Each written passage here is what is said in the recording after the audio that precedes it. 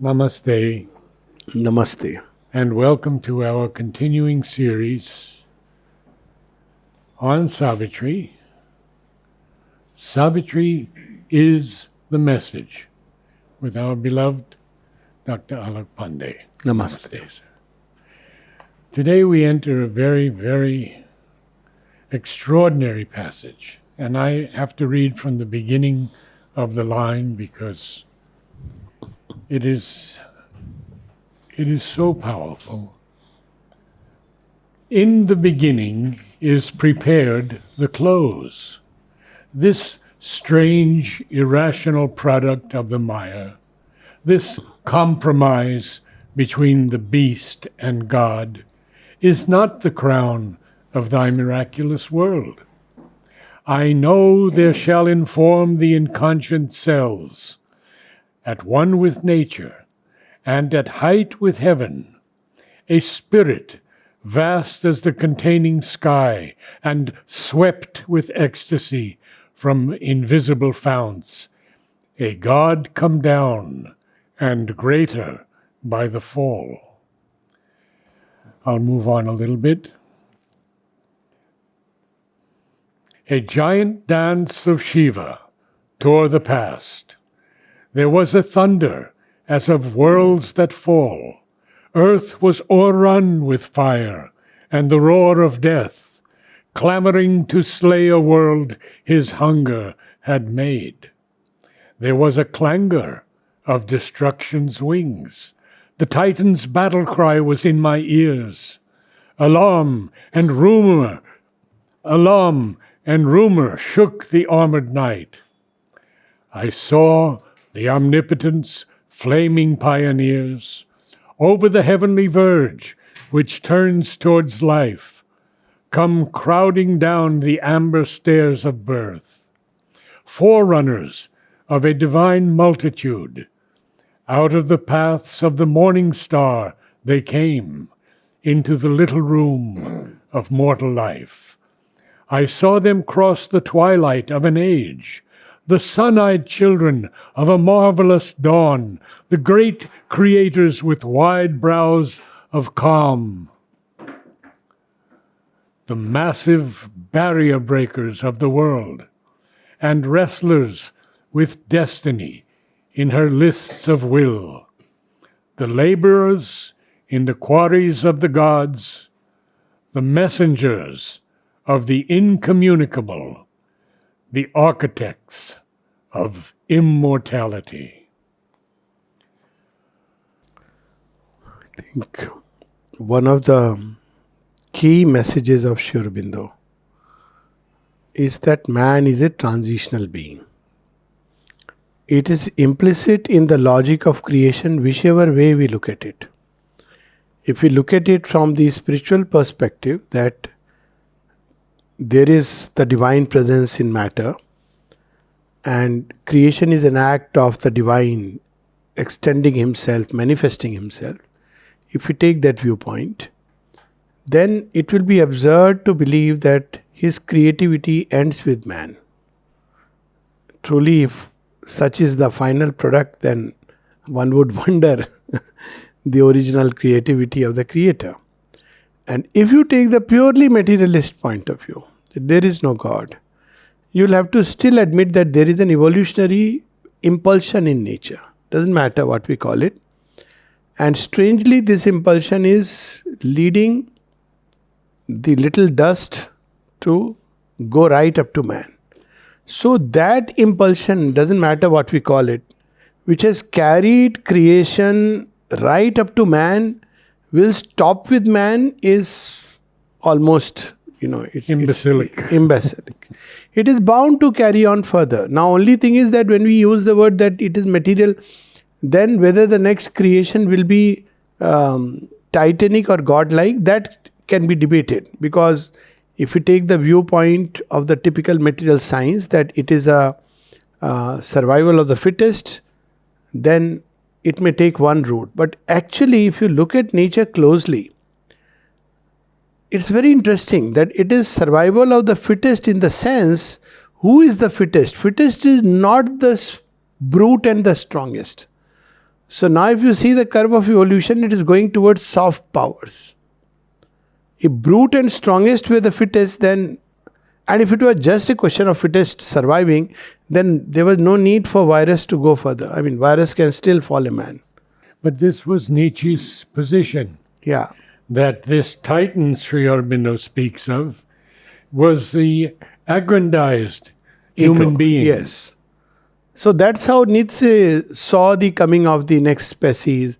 You see that in Isaac Asimov's some of the novels, and even now there is this about the age of the machines. In some way or the other, people are beginning to at least conceive that man is not the close of the grand epic of evolution.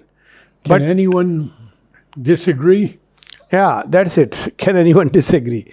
But the whole question is whether it will go further to a godlike humanity or it will go towards a titanic humanity. Well, the Titan will try his best to create an image of the aggrandized ego as the future humanity. Whereas ultimately it is always the godlike which will evolve. So we see today a battle between these two types.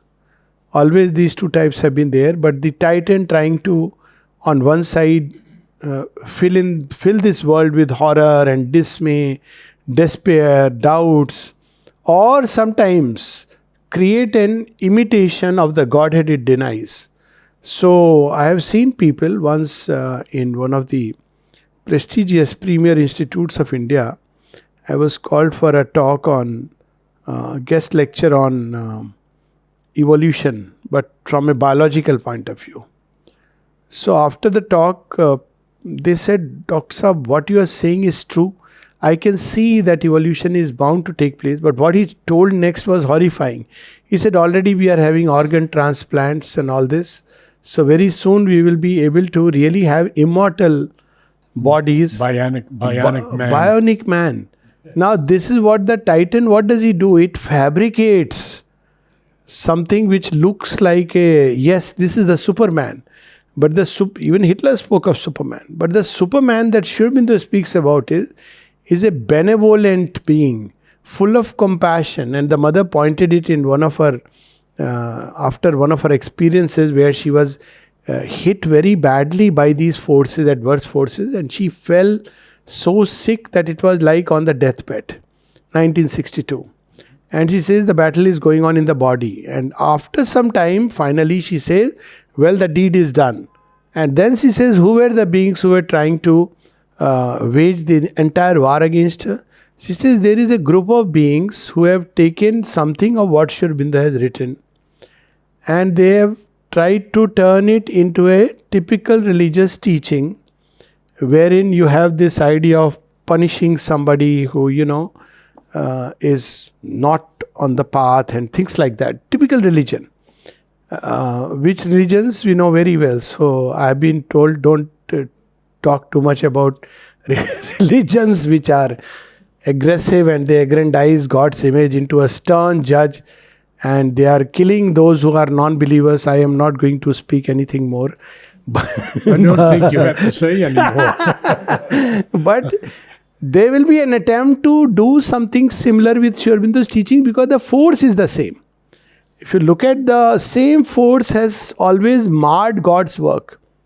Always. So even when God's messengers have come, it has picked it up and turned it into a kind of institutionalized divine, if I may say so. Divine shed within an institution, within creeds, formulas, and all that is outside the pall is condemned. So Mother says, it will try to create a very hard, cruel religion out of Sri Aurobindo's teachings. But she says, everyone must know that this is not true. Sri Aurobindo is great, and she says he is great and benevolent and compassionate. These are the words she uses. He is great and benevolent and compassionate. So the truth that he brings is a truth of compassion, truth of benevolence, not that she has cautioned us. So this battle goes on. And that's where we see, because of this battle, what happens is there is a lot of destruction which happens. And destruction, why of the good? Sri Aurobindo uses a word in a passage in SS, Divine and Human. He says the Pandits say that, in Kali things are destroyed. He says, yes, it is a kind of catharsis, but he says it's not only things which are bad, even things which are seemingly good things are destroyed. And then he explains why. Because good things have been used to give them a twist and turn them for evil purposes. Their work betrayed, their good to evil turned. So you see many of the religions, if in Sanatana Dharma it escaped, it was only because of the acceptance of the evolutionary principle. Because there is not one book, there are new revelations, there are always new gurus, masters, many-sidedness. So it escaped. But even there is a tendency for sects to form and crystallize things. So because of this, there will be a making clean sweep of the whole ground. Even things which we cherished as good, and they were good, and yet they have become obstacles on the path because of this reason, that we use a great truth and reduce it to something so perverse. I mean, I give 100 examples, and one of them in the Indian context. Other religions, we are well aware, that is unspeakable. But even in Indian context, where there is such wideness, I feel so sad, not only now, earlier, when I used to go to Durga Puja pandals. I mean, she is such a wonderful goddess. How can you, after invoking her, by the side you have Bollywood songs, and then you have, all kinds of things going around in the name of just by the side and around Durga Puja. So this is how I used to feel, that why are you doing it? You are actually dishonoring the goddess. And this is how, even in most of the pujas, you'll see at the end, people drink and they go, they do the Visarjanam. So all this has to go. Entirely new approach has to come. Otherwise, the whole thing had turned into falsehoods.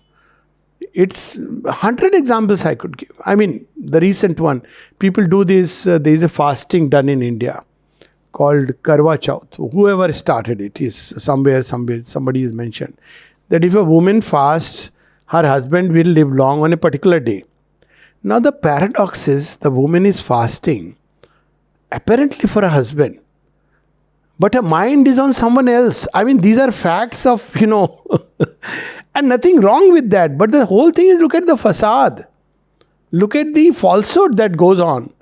And other days, everybody is fighting. But on that particular day, you are keeping a fast. So all this has to go. So this new world, why all this old thing has gone, is because even there were great things.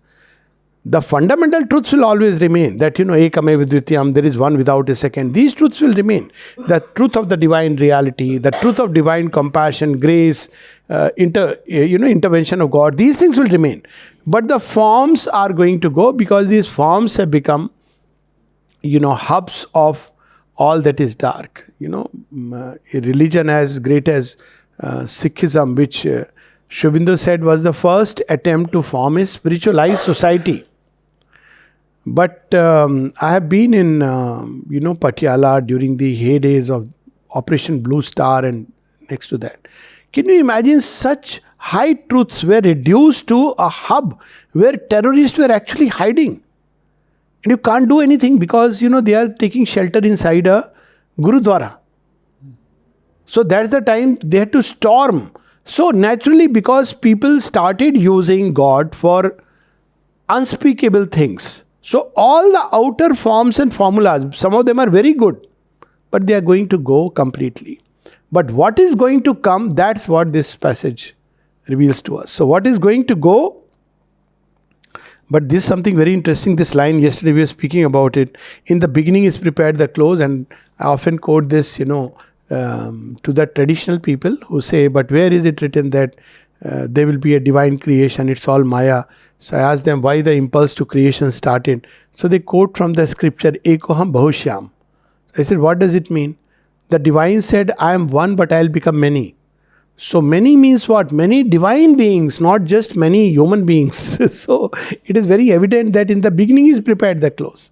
This is the original plan of creation, is the one delight will multiply itself countless times. And then we see that passage which you read about the giant dance of Shiva toward the past. Otherwise, what will happen is, again we'll get into the same old formula, same old patterns, and reduce a profound truth. When mother was asked about, worship, she says, wonderful, everything is fine. She says, but do you really believe that a real God, divine being, really likes that you sit there and do that kind of external worship? He would much better that you imbibe the qualities and grow into them. So when you read Sri Aurobindo's The Mother, where he speaks about the 4 great goddesses, the whole understanding about worshipping the goddesses changes. He doesn't say that when you worship Maheshwari, take this flower and put it there. He says wideness, compassion, wisdom, light, height, wideness. This is Maheshwari. And anybody who strives to climb to that level becomes an instrument of Maheshwari. Mahakali, impulses that are straightforward, frank, truthfulness. These are the things which Mahakali likes. She doesn't, you may put a nice image and go there and be in front of her all kinds of falsehood. If she really awakens, you can't stand in front of her. And then Mahalakshmi, you see how crudely we worship and regard her as goddess of outer wealth, and people ask money from her by all kinds of means. But who is Mahalakshmi? She is the goddess of beauty and harmony and love. All internalized. All the gods have become, in Sri Aurobindo's yoga, they become internalized realities. I won't use the word qualities, but realities. And that's how we have to grow. So the whole movement is from outside to within, and from within to grow upward. So this is why it is destroying all the forms. The Indian legend of Sati. Sati dies in the Yajna-vedi for Parvati to be born. And we are aware of that.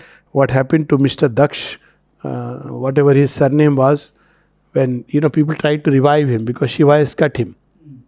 It's very interesting legend. Sri Aurobindo quotes it in Bande Matram. And when Daksh had he's slain by none else but Shiva's Garna. So all the gods, please do something about him, revive him. He is after all the Prajapati. Prajapati is somebody who has set the rules of the creation. So he says, okay. So they fix a goat's head which is turned backward. So if he moves forward, they get a feeling they are moving backward. And if he moves backward, he is actually moving forward. So it is a very strange scenario. So the body and the form has been slain. And we have to understand that it's a new creation. It is not going to be built along, or we cannot judge it along the lines of the old. And that's why there's a beautiful, one of the marvelous lines here, a God come down and greater by the fall. See, gods, they are living in very vast and high consciousness. And they like human beings to be their instrument. They like to influence them. So it's a mutual relationship. You worship, so by worship they give something of their consciousness to the gods. That is a Vedic lore. Vedic method actually. Even Greeks followed it. And the gods in turn will give you what they can give. So gods grow in terms of their larger influence through that process. And the human being grows by this interchange. But when gods take a human body, it's a very different thing, because they suddenly are in a state of imprisonment.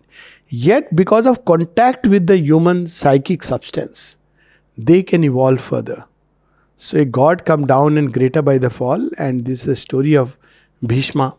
Bhishma is one of the gods of the mid-worlds. He is Vasu, and he is cursed, and he is born into a human body. And he goes through all that he goes through. But when he dies, finally leaves the body, he is told that you go to the regions beyond the regions of the Vasu. So all other 7 brothers stay there. But he goes to a region beyond it. Why? Because earth, there is the evolutionary principle. So the moment gods take a human body, they evolve. So this is a time when these gods, these beings of the greater world, are bound to take a human body they want, because this is the time they can really evolve by the contact with the Supreme directly in matter. This only human consciousness can provide. No world has this privilege. But many of them don't want to. Yes, most because of them. They're happy with their powers. And it's their a little struggle. powers. It's a struggle. The Yes. moment you enter a human consciousness, is so crammed up. And there is a line in Savitri, she had in her the anguish of the gods. They can't see life as it is. They see the falsehoods and the facades. So this is the God come down, and then overpass were the laden formulas of the mind, right? Leaden formulas of the mind. So then all the mind's ifs, buts, do's, don't, it goes away, and he sees the truth that is to come. And then we go to the end of the page. I saw the omnipotent's flaming pioneers. Just when the Mahabharata is going on, the Gita is born. So I take this example that when all is getting destroyed, the new creation is beginning to sprout up because the ground has been cleared. These are the hopes. So always it will be the children who will bring hope into this world. It has always been so actually. And they will grow, they will have a new consciousness. This is God's way. And the mother in 1958 made it very clear that the children who are born 58 after 4, 56. 5, 6, 7. Yeah. But even 58, she says that with material nature, she had material nature accepted the new principle. Which means all the children who will be born after that, they will carry a little chip, divine chip in their very substance. And of course, we all will be born again and again. So it's not like one life, 60 before that or after that, because it's a process. So this, all the children who, they will write in their very bodies carry something of that touch. And that's why we see that the change which is taking place. Children, they want more space, they want freedom to explore, they want, to discover their own way of life. It's a dangerous space, but they have to go through it. They want to break the old molds. They want to break the old molds. They have not yet discovered the new. So there is a confusion. But they are not going to be content with the old way. That is for sure. And this is how they will discover, like humanity coming in the midst of the animal life, didn't know what it is supposed to do. It didn't have the vitality of the ape or the strength of the elephant. But it knew something is there in it which is different. But when in the 1960s this really broke out, yes. What have you seen in the children or experienced in recent years? Many things. So, like all of us, I've been in contact with quite a number of children. 8-year-old, 9-year-old, 10-year-old. And they have a spontaneous, intuitive understanding of truth. And I have given several examples here. Some of them read Savitri and intuitively understand it. They say, I'm talking of a 10-year-old reading Savitri and then saying, you know what? It is so clear. What is so clear? Parents are all surprised. Then the child explains, this is what it means. So the parent shared with me that, this is how this child has understood. I said, this is so fantastic. And this is happening. They intuitively sense it. Another child who will probably be coming, the child, because it wasn't communication. So I said, I have never seen him. Can you send me a picture so that I at least connect with who this child is? 9-year-old who is, Alok da, talks and all, listening regularly and doesn't want to be disturbed when, So when the child was told that, Alok da wants to see a photograph of you. Oh, is it? So he stood with pose, picked up 7 copies of Savitri, all from the house, put them in line by the side. So his parents asked, why are you doing this? Oh, Alok da loves Savitri, no? So I must be surrounded with Savitri. Now it may look like a childish thought, but it is not. How could he grasp that this is the essence of the whole thing? Plenty of children. And on one side, they are, the description when we read, we understand what these children are. On this passage which you just read, when mother was asked, about these new age children, she said, yes, but you must know that they are going to be not easy to bring up. They are not going to follow your norms, and they'll respect truth. If you tell them touch the feet because he's elder, they'll question you. Elder is not the criteria. But the authority is never a criteria. At one place I was so surprised. Mother says, tell your ego the age of the ego is gone and authoritarianism will not work. You try to do things with authority. Even if you are doing the right thing, it will not work. It will backfire because these children don't understand that way. You can rationally argue with them, discuss with them, whatever it be. It may be right or wrong, but authority you try to thrust upon them, they refuse and reject. So, and they can immediately detect a lie. oh yes, discernment. Discernment. Another child asked something very interesting. Says, Alokda is reading all these things. Why does he feel like communicating with a child who is, like as if, I am so much low and all. So the child asked me, I said, no, when mother was asked that, mother, how do I come down to the level of the child? Mother's answer? No, Alokda, what is the answer? I said, mother said, you have to come up to the level of the child. So I said, you are the future. So actually you are ahead. So, but they instinctively connect. They understand these things which are another child. Since, we are talking about. Say, all this we do Havan and all this. This is not the real thing. So what is the real thing? Jyot. Jyot has to be lit inside the heart. Teach the child aspiration. Jyot, the flame, has to be lit inside the heart. That's where we have to give things. Now, who has taught children all this? So spontaneously we see that these children, I am talking of very young children. Of course, I must say that it's very, very unfortunate that even today, our education system and our parents, they do everything to smother this flame. Everything to smother this flame.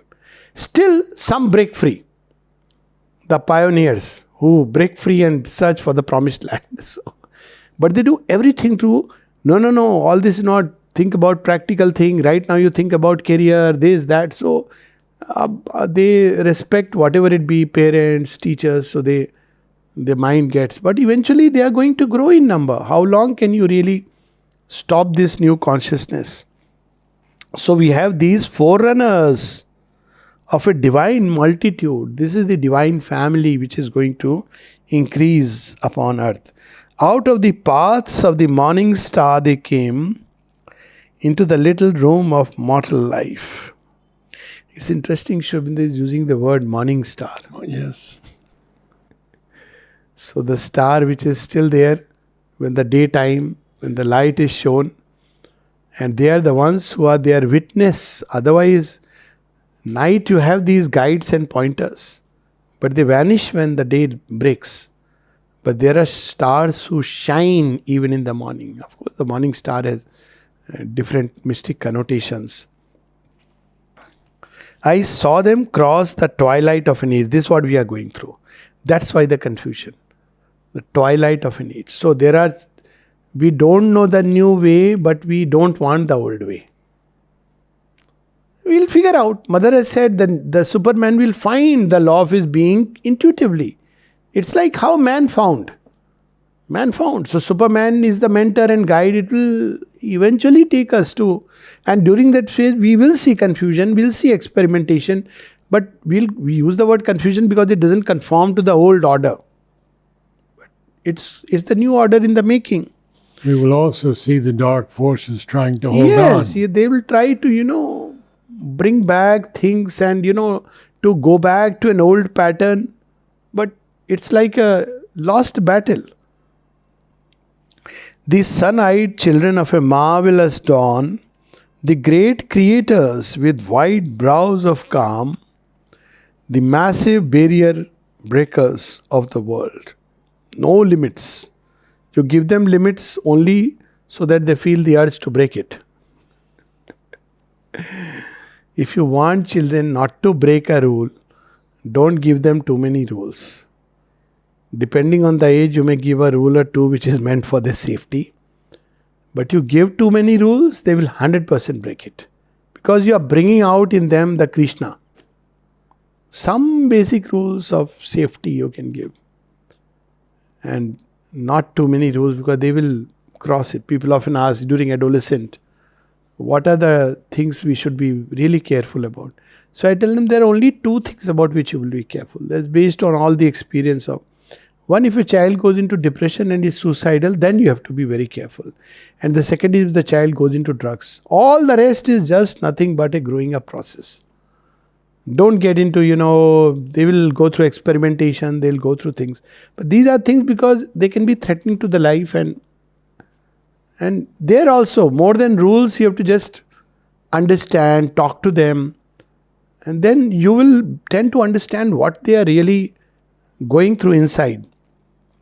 And restless with destiny in her lists of will. One of the problems that today's generation has, of course, every generation has a problem with the parents, which is because it's one step ahead, which is fine. But one of them is that my parents don't understand me. So it's very common. And if you are feeling this problem, you are on the good track. It means you have gone further. And parents also need to understand that, well, they are figuring out a new way. That way is bound to be different, and they will be, I've written articles on this, probably you will see a generation or two which is like a washout generation. Simply because they don't know the way. But eventually the new consciousness will take bodies and they will find the way. Like explorers in a jungle, not knowing who they are. So this is how it is. And restless with destiny in a list of will, the laborers in the quarries of the gods, the messengers of the incommunicable. So this line reminds me of messengers of the incommunicable. Yesterday we were speaking about it, but from a different angle. So how do we communicate the higher knowledge? It is normally communicated through scriptures. So there is somebody who intercedes between God's truth and you, and that is the scripture. It communicates, supposed to communicate what God wants of you, the laws of God and the way of living. They don't go by the scripture. They find their own ways and means of discovering and living this truth. They will not use the scriptural language, but they will be closer to the truth which is enshrined within it. Which is something so amazing. A direct contact. Direct contact. So they are the messengers of the incommunicable. They don't need this intercession through. That's why, see, what Sri Aurobindo gave, people don't realize. It's scriptures of the future. And so much ahead. Have you ever seen a scripture describing about human unity, the vision of, and where he talks about nations coming together? He also took up the past and drew out of it that which is needed for the future. Synthesis of yoga, he starts like that. What you see in the world today is cauldron of media. It reminds me of a yagya, actually, where all the different things are being shredded and put to make a nice khichdi out of it. Again, the essays on the Gita, how does he start? It says, we do not belong to the past dawns, but the noons of the future. So he makes it very clear that I am bringing out of the past what is still useful for the sum total of human progress. And then when he has done all this, the synthesis of yoga, essays on the Gita, secret of the Vedas, shows us the hints toward the future, the life divine, which is a document about the future. Then he gives us Savitri. Now this is the book of the future. So in all this, he takes out all that is there in the past. If you see 1914 to 1920, every book has that touch of the past, including human cycle, where it takes out the best of the past and integrates it with the future. Like he talks about in human cycle, about the curve of reason, the subjective ages of mankind. Then he talks about internationalism. Then he talks about the religion of humanity, which is at that point of time, probably it was too early. Today, people talk about it. But at that point of time, to talk about religion of humanity is seeing way into the future. And he speaks of all this, toward the future. Then 1920, all the past he has cleared, taking out the essence and leaving the rest. And then from 1927 again, 16 he started Savitri. But then 27 again, he starts working on this main important work. This is the book of the future, where completely he brings out what the future will be and what we are reading today. This dance of Shiva, just to go back a little Yeah. bit. I think this was referring very much to World War II. Yes, because it's written during that time. Yes, exactly. All the values were broken. After that came modernism, postmodernism, Yes. the breakdown, the modern art, which took a different form altogether, which initially was very chaotic. But then this was the path. All the values were gone. Yeah, you were saying something. Well, this earth was o'errun with fire and the roar of death, clamoring to slay a world his hunger had made. This is very clearly Hitler. And Yes. And his tribe. Yes. So we go back now to the messengers of the incommunicable. The architects of immortality. At one place in his poem In the Moonlight, which is again about the future, he says, why are we here? So there is a wonderful passage. One of them is, he says, to build immortality with transient things. So it reminded me of of course, Savitri itself. Everything used in Savitri, and of course, I was thinking of Ved Vyas, Mahabharata, and books like that. All things that are used materials are transient. The pen, the ink, the paper. But he has built immortality and eternity out of transient things. That is the beauty. And it is not only about writing a book, it is about an action which will leave an imprint upon creation. Again in Book 1, Canto 3, he says, each action left the footprints of a god. So many of us may not realize because it's going through a churning process. Some of us are trying out new ways of life because the old is gone and the new is yet to be discovered. But we may not realize it that we are setting new trends for nature. And one day these trends will multiply, and from here, there, and something very new is going to emerge. And several times, I have spoken about it in different ways. In every sphere, whether it be work sphere, whether it be human relationships, in every sphere, new trends are coming up. And these trends have broken the past mold, and they will eventually emerge towards a new future, which we don't yet know. In all earnestness, we don't know. And it's good that we don't know, because otherwise we'll fix it into a format rather than organically evolving. And he says, what good is prevision to the doomed? Yeah. Because otherwise we'll feel, new creation should be like this. So we will force fit it into a format and turn it into a hard religion. So it will evolve organically. The urge should be there. Mother says there should be yes in your heart and aspiration. We should understand that whatever the old world could provide, its utmost is nothing. That we must remember. And then we search, and this is so exciting. When I look at the journey like that, we are like newborn babes. Often I feel, I don't know how to live. And it's so beautiful. I remember going to a hospital, working, and I used to feel, what is this place? What is this place? It's so strange. And I have, from 16 and a half, I have been with hospitals, MBBS days. And I would feel, this cannot be the way to heal things. This is not done, but I don't know how to heal. I don't have magical power that I'll do like this and you will heal. But this is not something which is acceptable. That you take a man and, throw him into a cart and wheel him into the OT, pick up a knife and cut him and shove an injection and put all kinds of tubes. It's such a horrifying, undignified sight. Okay, man will survive, but his soul has been maimed. This is not the life that, I can imagine. But what that new way is, we may not know. Things may happen, but we don't know what is the final way. But one day, man will discover ways and means, inner ways and means to heal himself and the world around. This I truly believe in. It will emerge as a result of evolution organically. Thankfully, probably because of these challenges, it will emerge. So that's how. I'll continue here. Yeah.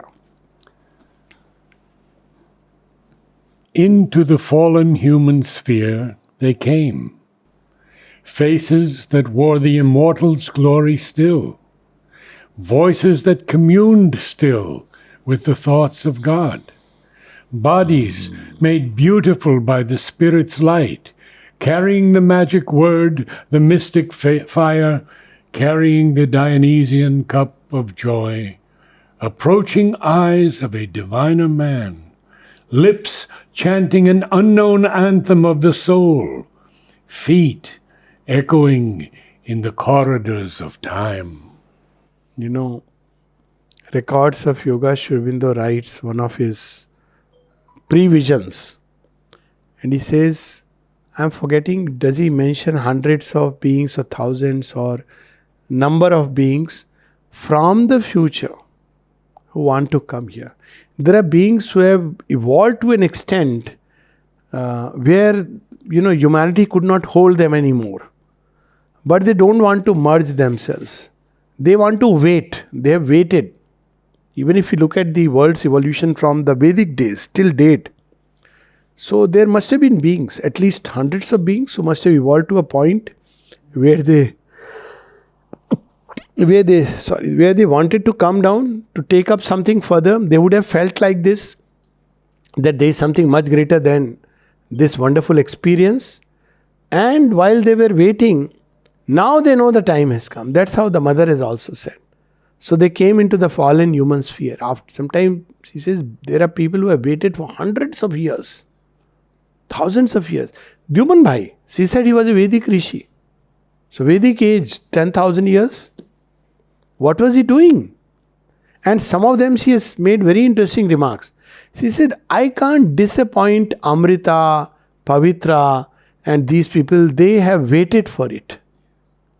When were they waiting? Where were they waiting? So these were not ordinary beings. They were all waiting for the time to come. And Purani playing with a supermind. Supermind. So they were waiting and they come. So such children are bound to come more and more.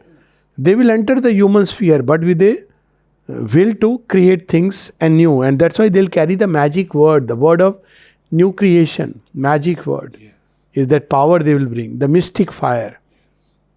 So all this will be there in them. And one of their signs, all the signs are there. Their eyes, their faces, their voices, their thoughts. They will naturally, one of the things Mother describes about the thought of the Superman. She says it will be impossible for the Superman to act out of any selfish gain. She says it will be impossible.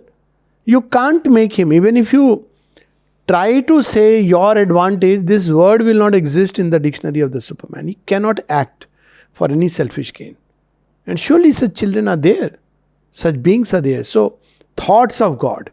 God doesn't act selfishly. He acts for the whole creation. So, thoughts of God. Then their faces will be different. Their body is made beautiful by the Spirit's light. Even that is going to, I don't know what will happen to the cosmetic industry. So, it's okay, all that will go away. Yeah, even the natural fragrance, you see, all this is an imitation. Sri Aurobindo's body, 9th December, his body has been, laid to rest. There were people who took him in the casket, took him and put in the casket and brought him to the Samadhi. There was a very little kind of fluid coming out of the body. Normally, that fluid in person who dies a normal death, that word death doesn't apply to Sri Aurobindo, but it is something which doesn't give a good smell. With Sri Aurobindo, it was a lotus fragrance, even in the hands of those who carried the body. And with Sri Aurobindo, Mother says, whenever you went near him, it was fragrance of a lotus. Not only that, it goes further, that sometimes Sri Aurobindo's presence can declare itself simply by the lotus fragrance. I am myself aware of that. You'll wonder that where is this fragrance, because Sri Aurobindo is around. So, you see, the body itself is undergoing a transmutation where its smell, all this is beginning to change. So, this is the body, and of course, they will be happy, Dionysian cup of joy. They are the, The god of wine. god of wine, Dionysius. Later on, it's the Tantra of Ananda Marg. Later on, it of course degraded because they took the wine too literally and they found like drunkards on the road. Because they didn't follow any norm. Dionysians were like that. They didn't follow any norm. They were the Greek ones. Apollonians were more like, the Gyan Yogis. But Dionysians were seekers of Ananda. And they had found a way. But the mystic wine, the soma, everything like a Vedic thing. And later on, the later followers, like we have in India, Shivji takes bhang. You have taken bhang. You don't understand what Shivji takes. So because you take bhang, so you think that Shiva is taking it. He takes that bhang, after which all this bhang of yours will finish. Its poison will be over. So the same thing with these Dionysians. So they understood that, okay, we must take wine and be happy. And they were lying on the roads, carrying the scepter. It's a very fascinating tale from the Greek mythologies, the Dionysians and the Apollonians. So Dionysians, cup of joy. Somras ka pyala. Literally, you can translate. Approaching eyes of a diviner man. How will you recognize them? They will not carry, I am Swami so and so. Because the eyes you will see and you'll recognize. Mother would say, there are eyes where you can just go deep inside and see the soul. And there are others where you feel iron cages which are, And then lips chanting an unknown anthem of the soul. Oh. We know anthems. Oh. Yeah. But unknown anthem of the soul. Feet echoing in the corridors of time. They are messengers of the incommunicable. So they are bringing messages from future.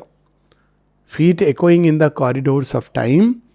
High priests of wisdom, sweetness, might and bliss. Discoverers of beauty's sunlit ways. And swimmers of love's laughing fiery floods. And dancers within rapture's golden doors. Their tread one day shall change the suffering earth and justify the light on nature's face. And there is a line in the previous page when he speaks about these aspects of the new creation, new being.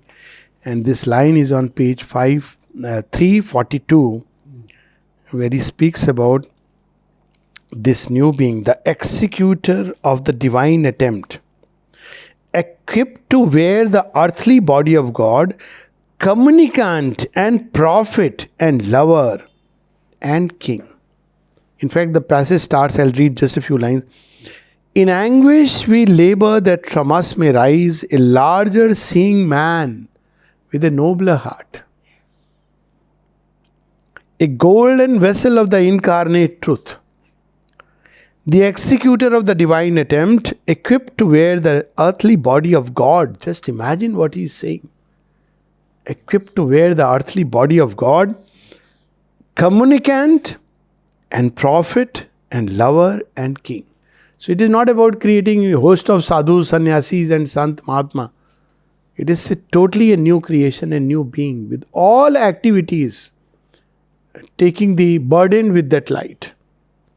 Expressing that light. So they are high priests of wisdom, sweetness, might and bliss. So it's not a wisdom which says, oh, hereby I condemn you for all the sins you have committed. It's not that wisdom. In fact, wisdom never condemns. Wisdom understands. Wisdom is compassion.